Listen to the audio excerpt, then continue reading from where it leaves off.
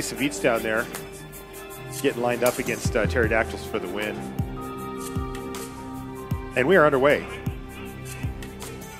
So she did go with the Gruul Dinos. There it is, the Gruul Dinos, and he's going to try to sweep him away with Kaya's Wrath, it looks like. And we've got keeps from our players here, so let's get underway. She does have 2 Rhythm of the Wilds. They do stack. Yeah, but you usually don't want both. You'd rather have some creatures, but it looks like it might get negated by Savits. Ooh, here's Thought Erasure, though, from Savits. He's not going to go for the negate hold. Likely taking the Gruul Spellbreaker because that's the card he doesn't have a clean answer to. He'd have to cast Kaya's Wrath. Oh, another Rhythm of the Wild? All right, well, she's not going to get greedy. Riot. Haste and the counter, so 4-4 coming in right now. Bang, down to 16 goes Savits, and there's a land drop for the turn. Wow, Savits does not fire off. Yeah, I mean, I think he'd rather Chemist's Insight and look for something and save the Wrath in case she decides to play a second creature. He's going to respond with Chemist's Insight here, though that means that Rhythm of the Wild is going to resolve. He's really considering running out to Fairy. Yeah, there's just no real clean answer. He does nothing. Wow. She didn't draw the land, so he is, I guess he's going to take the 4 here. I guess he's just going to Chemist's Insight again. Chemist's Insight and try to find something else, but he's going to be at 8 life. Boy, he is playing with fire here, and Pterodactyls for the win, slamming in there with that Gruul Spellbreaker, another Rhythm of the Wild. He's going to have to Vraska's Contempt here because that'll put him at 10 life, which will put him out of range from a lethal Itali. And she finds another 6-mana card. It's Carnage Tyrant, the King Dino off the top of the library. What he needs to do is cast 2 Chemist's Insights, exile all the Rhythm of the Wilds. Yes. Therefore, it doesn't have haste. Then he gives himself a chance to draw Kaya's Wrath. Oh my god, this is insane. It is going to hit the battlefield. It just will not kill Savits right now. He needs to find an answer, and quickly. Wow. Mastermind's Acquisition. Wow. That might have been it. Let's see what he has in his yard. Is there Kaya's Wrath? He's got Cleansing Nova. Cleansing Nova is good enough. That is another sweeper, as we call him in the game. And this one has now swung firmly back in Savits' direction. Yeah. Things are going to be extremely difficult for Pterodactyls right now. And that is the game. Savits picks it up here.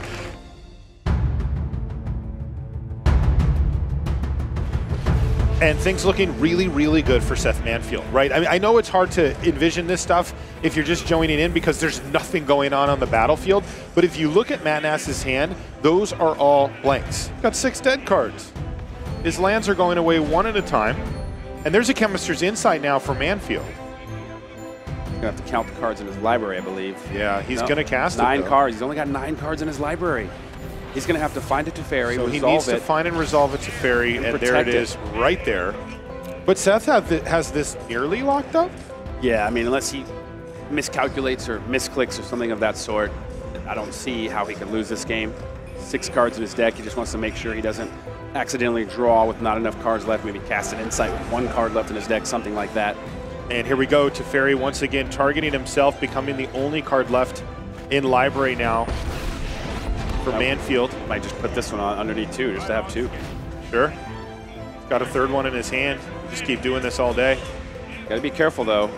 If you have all 3 in your deck and your opponent can somehow resolve Unmoored Ego, Acquisition for Ego, and get them all. So if you have 1 on the board, you're safe. But I don't think we're seeing an Unmoored Ego cast with this mana. I think he's deciding how many Teferis he wants in hand and board and on top of deck. But once you make that decision, not much is changing. It should be the same. There it is. Mastermind's Acquisition for Matt Nass. Wow. Now, you want to know something really interesting? What's up? If you Unmoored Ego, they draw a card for every card in your hand. You exile with that name, right? Goodness. You're going to exile these Teferis. Look at this, and there's an island to hit the battlefield here for Matt Nass. He plays Unmoored Ego. Look at Seth. Targeting Seth Manfield. Manfield immediately puts his hand on his head like, oh no. He's going to, because he left 1 in his hand, that's going to get exiled and the 1 in his deck. And then he's going to draw a card for each card exiled this way, but he has no deck. Is this the win for Matt Nass? Did he just find the miracle line to get by Seth Manfield here? This is absolutely incredible. And look at this. And he is taking him away, and Unmoored Ego forces you to draw a card with no cards left in the library. That is Matt Nass advancing. Unbelievable. Getting by Seth Manfield and knocking him out of the tournament. What an incredible comeback.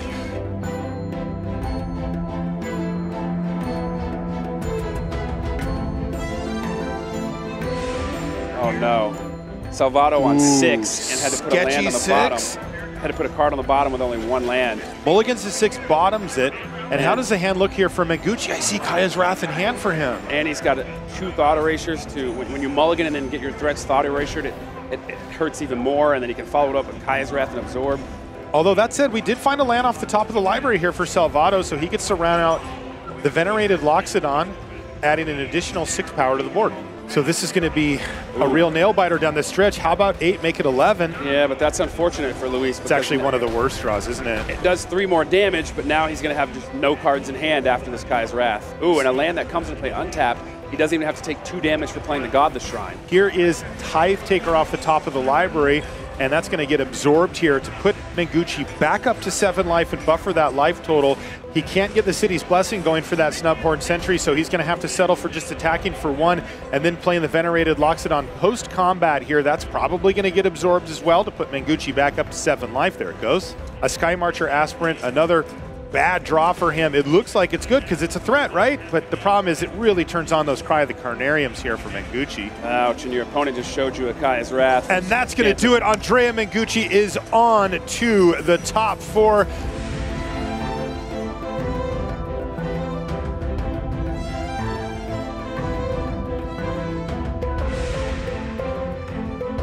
So we saw a snap keep from Andrea Mengucci. And Glogowski mulliganing down to 6, starting with a 1-lander, and the emote wars have begun, or continue, I should say. Finding the 3rd land, though, off the top for Canister, which is great. Legion of Pyromancer getting in for the damage. And here it is, Venerated Loxodon. Wow. This is the most important card in this specific matchup, as it allows all your creatures to be able to fight through Goblin Chainwhirler. And not only that, just a simple 4/4 body is highly effective against Mono Red because all their burn deals 3 damage, so it cannot kill Loxodon. And that's just a whole lot of power on the board, flipping the Legion's Landing, getting in for a whole bunch of damage. That hurt.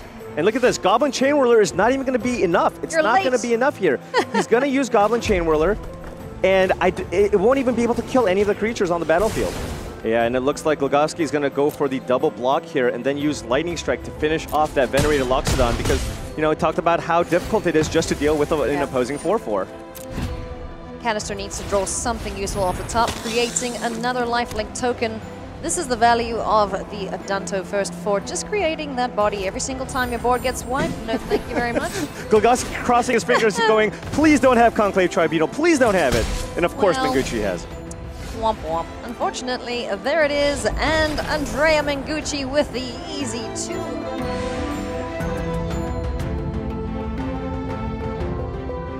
All right, this is an elimination match here at the Mythic Invitational. This is going to send the loser of this game home in 4th place. So we've got the Espermir. Savich is on the play.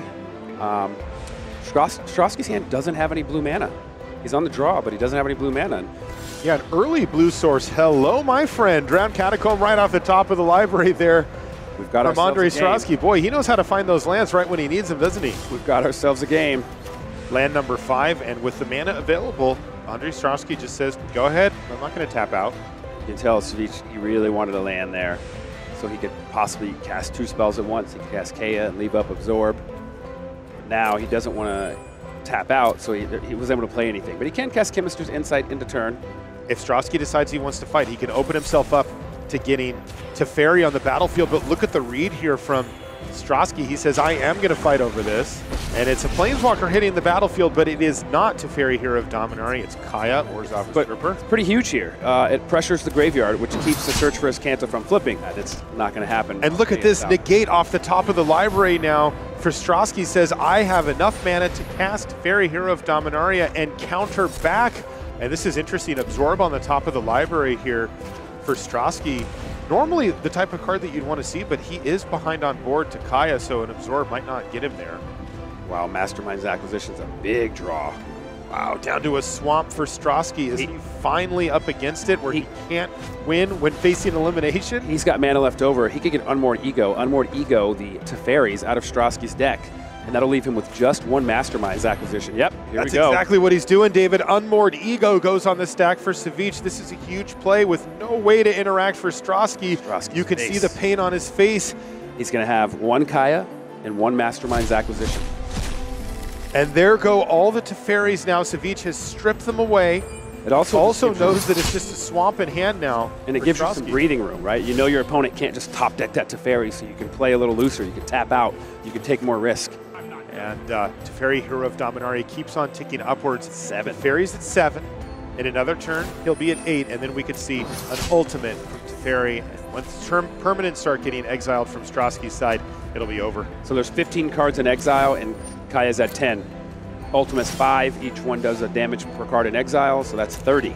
So I think we're likely going to see -5 next turn to put him at 8, and -5 again. Uh-oh. Uh-oh, he's going to disable a mode so that he can say good game, because this is Savich winning the round, and look at that smile on his face. He is going to advance and knock Andre Strosky out of the tournament.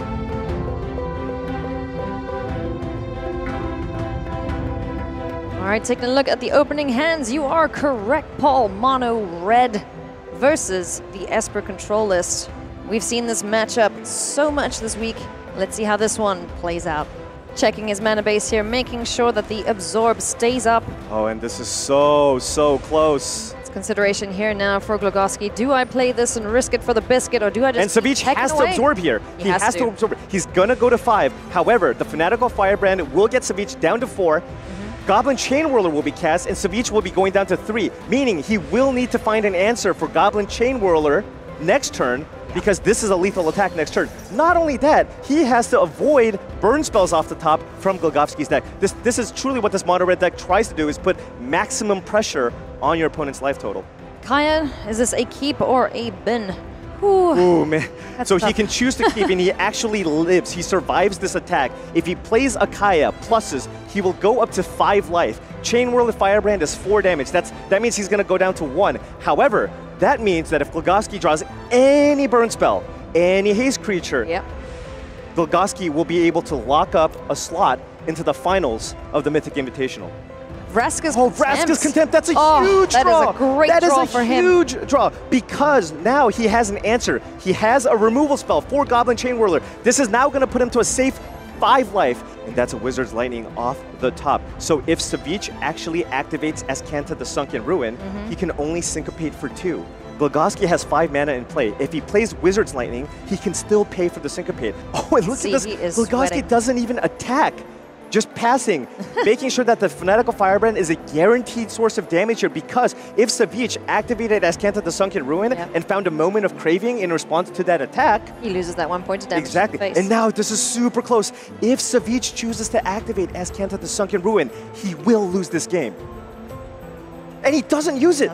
He doesn't use it. Choosing wisely here to play around a potential burst spell from... Wow, that is an insane... He's thinking to himself, why did I not... Look at that face. Look at that. Oh my goodness. Look at that. He's like, oh my god. He's getting the payoff here. The reward for not activating Azcanta the Sunken Ruin. This is ridiculous. Wow. That's an absorbment. That's also a Kaya. Another way to gain life over time. Wow, Savich is slowly clawing back into this game. He has multiple ways to gain life. If he plays a spell, he can have access to the absorb. What's he going to take? He's picked Kaya, Orzhov Usurper, and he's going to start digging in the graveyard of Glogoski. But keep in mind, he now only has access to 1 mana. Glogoski can still draw a 3 damage burn spell here for lethal, because Savich does not have mana for Moment of Craving. So if Glogoski draws a 3 damage burn spell, that's it! That's lethal! That's lethal! Glogoski top deck to win, and he needs to go for it here. If he plays the Gitu Lava Runner, that's 2 damage, Lightning Strike 3 damage, and that should be the final 5 points of damage for lethal for Glogoski. Here we go. What a game! What a game. Congratulations, oh my goodness. Glogoski.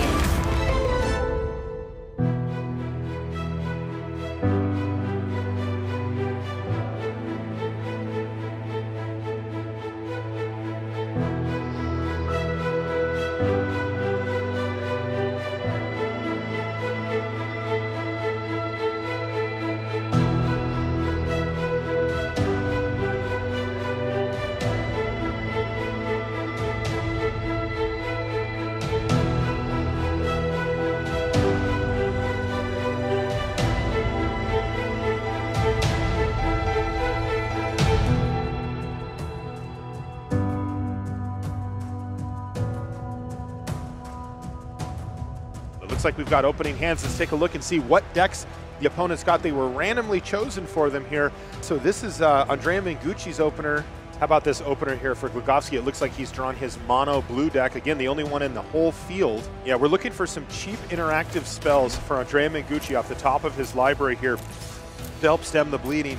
Otherwise, Glogowski's going to be able to do exactly what the deck wants, which is set up a board state and then protect it. Ooh, look at that. Cry of the Carnarium was the draw step there for Mengucci. He can try to set this up by using Thought Erasure to clear the way. Ooh. Huge draw right there. Ooh, Wizard's a Retort. second copy. Excuse me, a Wizard's Retort up the top of the library. The other one, having been taken away by Thought Erasure, gives the insurance plan. And by the way, that is an unknown card to Mengucci. He only knows about the Tempest Gen and the Spell Pierce right now. But now we're going to see Cry of the Carnarium.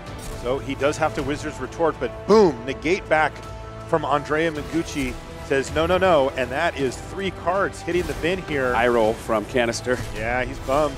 No land off the top, has to pass the turn back, and Glogowski looks a little bit flustered about this. He's just not finding his mana, and here it is, but now it's just too late. Mengucci's decided to sit back on Absorb, or maybe Chemister's Insight on the flashback. So we're going to see Absorb on the Tempest Gen, and Mengucci back up to 9 life, and still no board state for Pyotr Glogowski. He is just in dire straits here in game 1. Yeah, and he's rolling with that search for Escanta.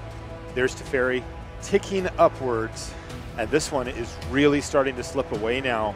Another Absorb, that is insurance on insurance, backup plans for his backup plans, and Andrea Mengucci is going to end up winning game number 1 here. 1 game away. He's 1 game away. Title of champion. $250,000, and that is the concession. Andrea Mengucci, you saw that look of relief on his face. He knows how close he is. This is about as close as it gets. He got to win one of the next 2 games to take it home, but even if he doesn't, he'll have a whole nother match to play. So now we're going to see mono white against mono red.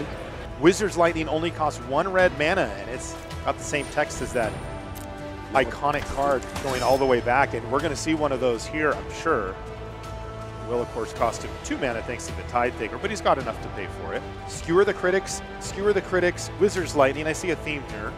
What did he find? Oh, replacement Tide Taker. That's going to mean that Wizard's Lightning is also turned off at this point. He's going to take 1. Snowborn Sentry's going to hit the battlefield as well, but a really annoying board state here for Glogowski. He's facing it down. Runaway Steamkin off the top of the library here for Canister, but it doesn't look like it's enough. Mengucci is considering what his attacks look like, because in a couple of turns he can cast Unbreakable Formation and just go over the top of anything that Canister has. Yeah, and I don't think we're going to see a double block here. No, he's at 16. He's going to go to 12. He really needs some help. He needs maybe a Frenzy. Wow, another History of Benalia off the top for Mengucci. He has all the tools he needs to win this game. No cards in hand for Glogowski, so there's no threat on the other side. You know, all the information is known for Mengucci. He just needs to decide what he feels like his best mode of attack is, and it looks like it's going to be Venerated Loxodon, just trading off. A solid block there. Double block, you only lose 1 of your creature. Trade 1 for 1. Conclave Tribunal was the draw step now for Mengucci. He can actually cast that this turn if he really wants. Chain Whirler, he wanted that a lot. Oh, Goblin Chain Whirler, too little, too late. It's still pretty good because the Night tokens become 4/3. You can block one of the Night tokens and we'll have first strike. I mean, Unbreakable Formation, anybody? Yeah. Who's into that? And look at this, a huge Unbreakable Formation. Bang, bang, bang, bang. Everything into the red zone. No profitable blocks here. Yeah, he's got to block for Glogowski. All the 5s. It's a pass back. All he has to do is click, attack with all of his creatures, and we will have our Mythic Invitational winner. It is Andrea Mengucci. Congratulations, Andrea. You are the winner of $250,000 and the Mythic Invitational. Well played all week.